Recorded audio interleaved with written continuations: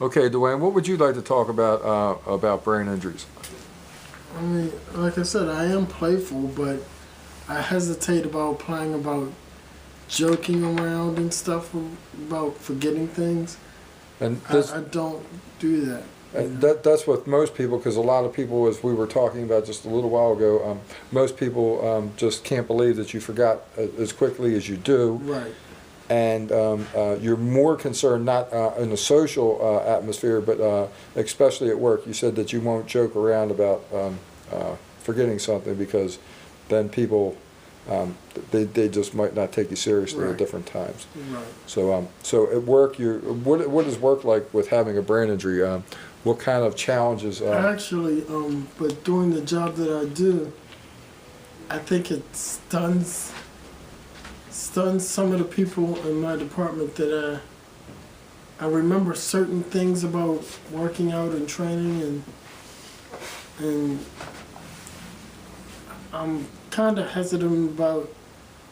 I feel like I need to advance my my knowledge. How can I put it? I need to. I'm very good at what I do, but I need to try to educate myself more or get educated more. But when I do try to, in a classroom situation, for some reason it slows me down so much more. Well, when we were at work earlier, you had a few things that you wanted to be remembering, and schedules and things like that, and that presents a bit of a challenge for you as well. Schedules, oh man, we won't even go in about schedules. Well, what did you have? If I can get used to working a certain way, Uh-huh. like I'm used to working Tuesdays, Thursdays, and Saturdays. I've been working Saturdays forever. When I wake up those days, now most people, when they hear what I do, they're, oh no, you go do that, you're gonna get sucked into that. But I go and I turn on the TV. I turn on the TV because the day of the week's gonna come up on there. Okay, it's gonna let me know what day it is, what time it is. And then I can go on from there on what I should be doing or what I'm supposed to do. Well, from past conversations with you, while you were trying to help me understand brain injuries while I was, trying to pull my life back together, you had said that you every morning that you reset yourself to tell me about resetting. Basically, what I do, like I said, I have a routine when I wake up in the morning. Wake up, go get cleaned up and all, and then I cut on the TV. Why do I cut on the TV? The day of the week's going to come up on there in one form or another. Then I know what I'm supposed to do that day. And you had also said that if, like, you were just talking about Saturdays, now if they change a Saturday on the schedule, and they change your schedule, you've had difficulty with that, and said that you would actually drive to work to see what was going on. Yeah. So it's just. Yeah, I would drive to work, not realizing, okay, this is the special Saturday and I'm not supposed to work, or I'm supposed to come in so much earlier or whatever, because I'm programmed to do at a certain time, okay? Like I might get up and once I start the day, then my program starts, okay? Now, I got up today, I was supposed to be to work at 12 o'clock, but for safety's sake, I got to work at 10:30, 11 o'clock, okay? I waited for a while before I punched in, then I punched in, then I went on and did what I had to do today. Now. So did you get to work a little early because you were afraid that you might be on the clock a little bit earlier than what you were, or No. just because you like to get there a little early, right? Just because I like to get there a little early. Okay. I'd rather be early than late. If I'm late, I might not even show up, okay? I mean, it sounds like it's so, he's not going to show up for work. but to me, it's a big deal. Oh, sure. Okay? To me, if I not show up for work, okay, I would prefer to have someone call me, but it's not always feasible. So therefore, I get set to doing certain things a certain way all the time. So do people understand about brain injuries? Do they understand your injury? I mean, we talked a little bit about that already, and they don't. But can you give a little bit more detail about, what it's like to wind up having a brain injury and dealing with everybody else that doesn't? I mean, how does that feel? It gets frustrating at times. It gets very frustrating because say I should remember something and then like a little bit later on I forget a technicality, or they might not define what they're saying in a way that like they're talking around the subject instead of straight at me to the blunt and to the point about the subject, and they think I should follow them. Well, my brain's not always processing as quickly as theirs, and by me not processing it as quickly, I don't follow them.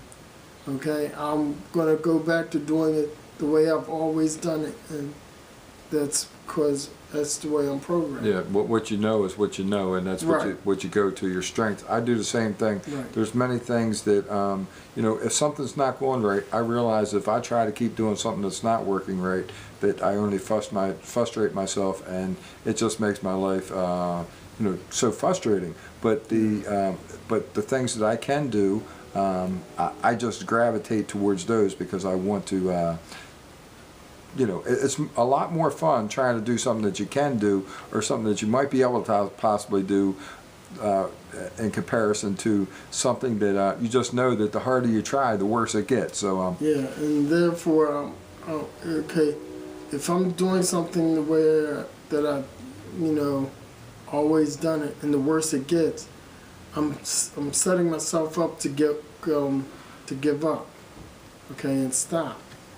And in some cases. Now, you had mentioned a little bit earlier about people that realize that you have a brain injury, and they consider that an opportunity to take advantage.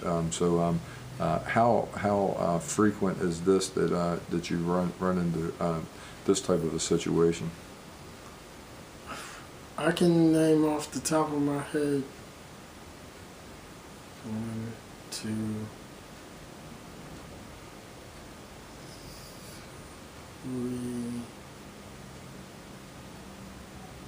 3 or 4 people have kind of they've really gotten a lot of money from me. Okay, I don't want to really talk about this. Okay. Wait a minute. Okay. But I feel like if I don't talk about it, they're going to be out there to hurt other people, and they by them knowing about my brain injury, they take advantage of it. Not the table.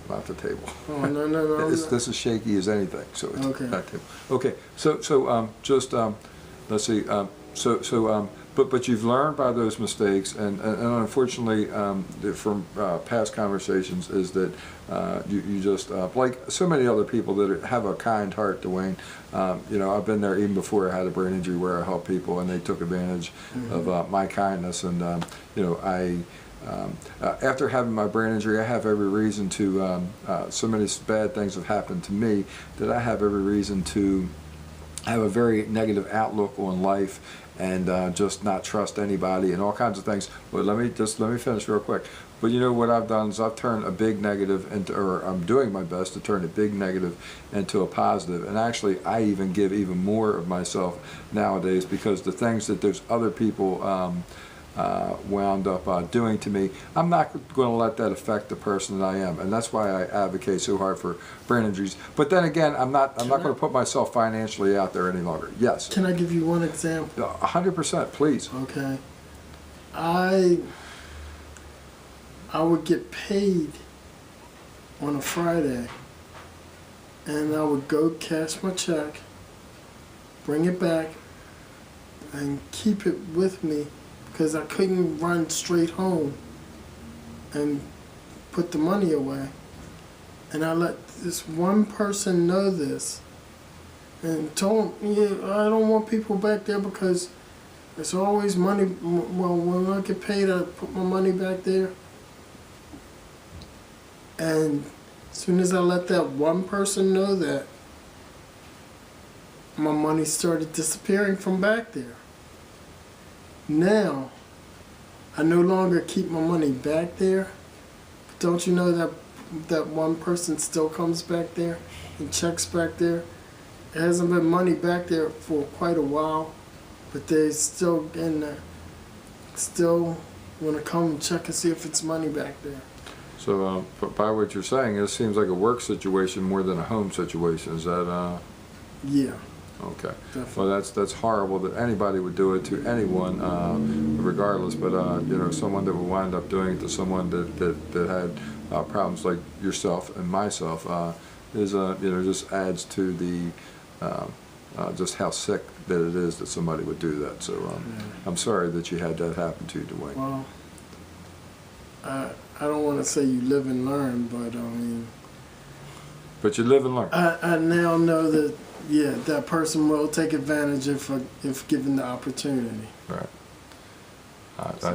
Like I said, I had problems like that before the brain injury because I you know, had a kind heart and just, but you know, I'm not. When I said that I give more to other people, like I said, it's not financial at this point in time any longer because I don't have any finances. But you know, what I give is the knowledge of what a brain injury can do and to you, and I helped out the special needs community as much as possible. So just is there anything else you would like to talk about, Dwayne?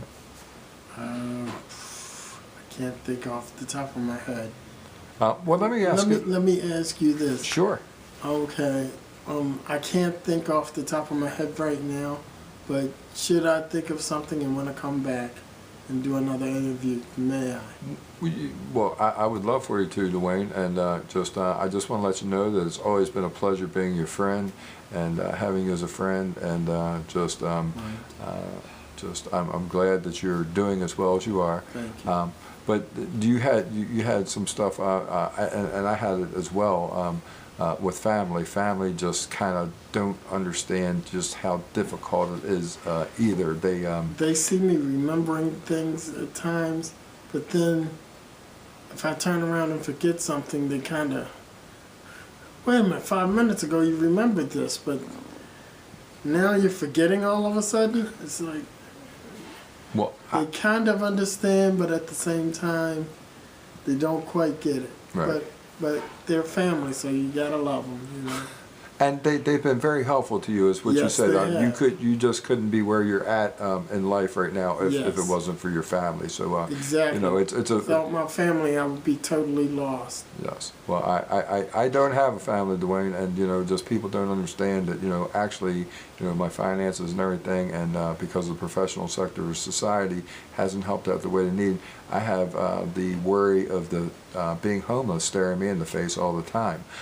So you know, it's a horrible way to live. But you know, just every day when I wake up, I can't help myself. I just want to go and go, and I want to, you know, do whatever I can to make my life better and to help other people. And what you were saying just a moment ago about remembering something and then forgetting it happened to me just the other day, and it was that I was at school. And I realized it was a Tuesday because where I was at, it was a Tuesday, so I went to where I was supposed to. But then I was talking to someone on the phone and was thinking about a Saturday.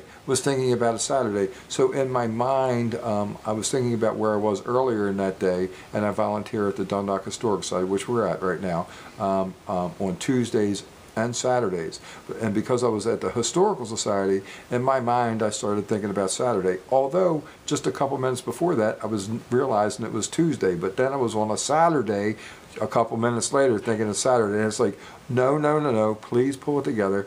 It is actually Tuesday. But I get confused like that all the time. Different things pop into my mind like that, and so you experience this as well? Frequently. Yeah. So okay. So Frequently. it's like I'll be trying to plan something out, and I'll be thinking about a Monday, or let's just do the days that were there, was using before. It'll be a Tuesday, and I'll be trying to plan out for a Tuesday, and I'll be thinking about something that I'm supposed to do on Tuesday and Saturday, both in the same thought, and trying to work them out, how I can work that out on that particular day. And but it kind of confuses you in the long run. right, it's a very difficult way of life.